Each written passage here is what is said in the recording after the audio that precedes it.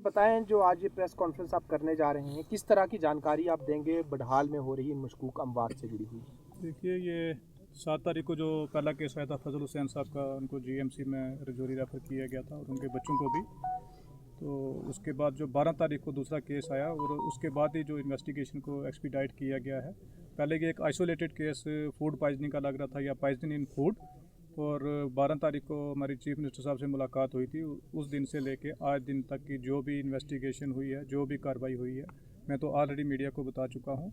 लेकिन जो हमारे प्रिंसिपल साहब जीएमसी रजौरी यहाँ पे मौजूद हैं, ये पूरे तरीके से आपको बताएंगे कि क्या क्या कहाँ से टीम आई है, क्या क्या टेस्ट हुए हैं और क्या क्या रिपोर्ट आई है। क्योंकि पब्लिक को अवेयर करना, क्योंकि हर तरफ से क्वेश्चन उठाए जा रहे हैं, पूछा जा रहा है, तो ये मेडिकल पॉइंट ऑफ व्यू से जो सारी जो ब्रीफिंग देंगे प्रिंसिपल साहब। जी सर, बताएं। थैंक यू एमएलए साहब।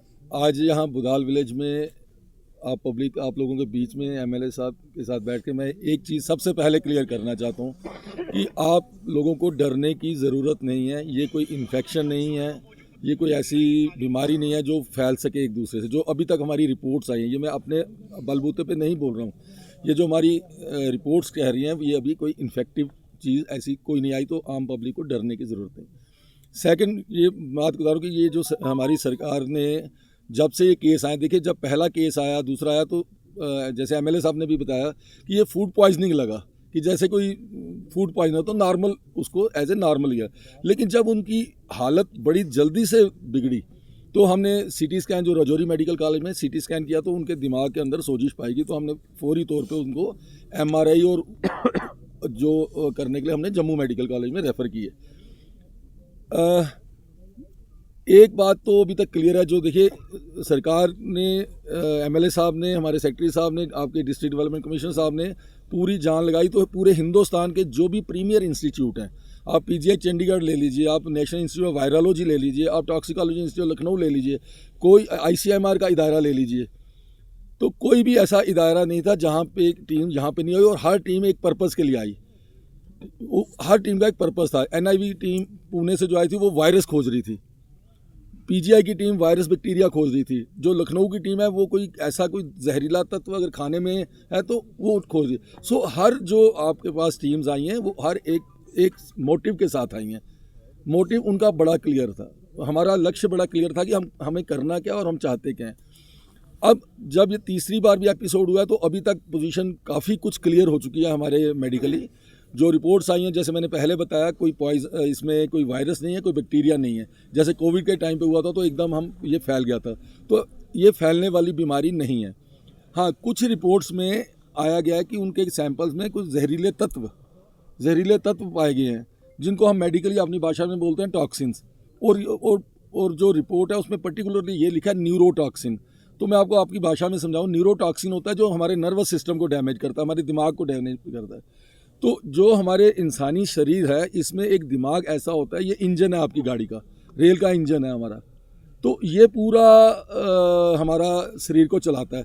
और इस जो इंजन में एक अलग अलग से प्लग सॉकेट होते हैं, और जो एक पॉइंट होता है जो हमारे हार्ट को चलाता है, और एक होता है जो हमारे लंग्स को चलाता है और हमारे लिम्स को चलाता है।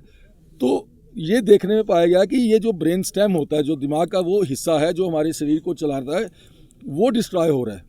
जो हमारी सीटी स्कैन जो रजौरी में किए और जो एमआरआई जम्मू में हुए, उन सब में एक फाइंडिंग सारे केसेस में आई है, common finding in all cases. That is very very very important. एक जैसी फाइंडिंग, जितने भी लोग बेचारे नहीं रहे हमारे बीच में, एक जैसी फाइंडिंग, दैट मीन्स एक ही कोई ऐसा जहरीला तत्व हो सकता है या कोई ऐसी चीज़ है जो एक ही जगह जाके दिमाग के उस हिस्से को डिस्ट्रॉय कर रही है। और जब वो दिमाग का हिस्सा डिस्ट्रॉय हो रहा है तो वो हार्ट बंद हो जाता है, सांस बंद हो जाती है, बेहोशी हो जाती है, और बचाने में आदमी को बड़ा मुश्किल आता है।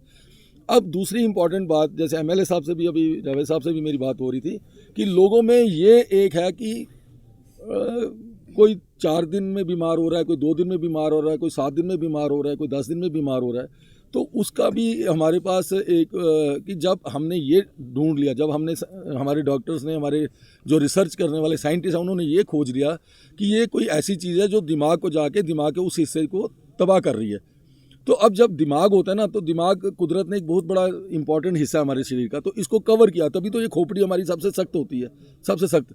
और इस खोपड़ी के अंदर एक और लेयर होती है। जैसे आप घर में दीवार बनाते हैं तो दीवार के उस पार अलग है और इस पार अलग है, तो हमारे दिमाग और खोपड़ी के बीच में एक और दीवार होती है। ये बाहर से जो देख रहे हो हड्डी है, इसके अंदर खोपड़ी है जिसको ब्रेन बोलते हैं, और इन दोनों के बीच में एक और दीवार है, उसको हम मेडिकल भाषा में बोलते हैं ब्लड ब्रेन बैरियर।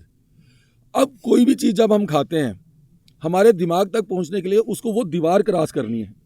अब मैं आपको वो बताता हूँ कि कोई 72 घंटे में ज़्यादा सीरियस हो गया, कोई 4 दिन में हुआ, कोई 8 दिन में हुआ, कोई 10 दिन में हुआ। अब दीवार आपने बनाई है, अब कोई बंदा करता है कि यार मिट्टी की दीवार बना देता है, कोई करता है ईंटों की दीवार बनाता है, कोई पत्थर की बनाता है, कोई सीमेंट की मजबूत सरिये डाल के दीवार बनाता है। तो ये दीवार कितनी मजबूत है उस पर डिपेंड करता है वो जो जहरीला तत्व है दिमाग में कितनी जल्दी से घुसेगा। अगर वो दीवार कमज़ोर है तो वो जो जहरीली चीज़ है वो दिमाग में 48-72 घंटे में घुस रही है और वो दिमाग को डिस्ट्रॉय कर रही है और आदमी को बचाया नहीं जा पा रहा। किसी की दीवार, ये ब्लड ब्रेन बैरियर थोड़ा स्ट्रांग है, उसने ईंटों की बनाई है, उसको हो सकता है 3 दिन लग रहे हैं। किसी की तो बड़ी मजबूत है, उसको लगता है 8 दिन लग रहे हैं। तो ये वजह जो हमारे साइंटिस्ट ने, हमारे डॉक्टरों ने खोजी है कि वक्त में क्यों है। अगर भाई एक ही चीज़ सबने खाई है, एक ही टाइम पे खाई है, तो सभी 48-72 घंटे में क्यों नहीं ज़्यादा बीमार हो गए।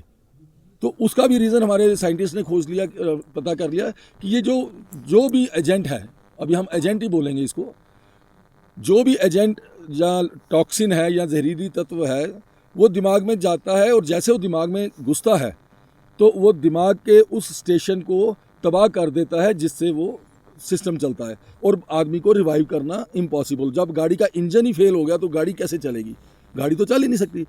इसलिए आज एमएलए साहब के भी कहने पे हमारे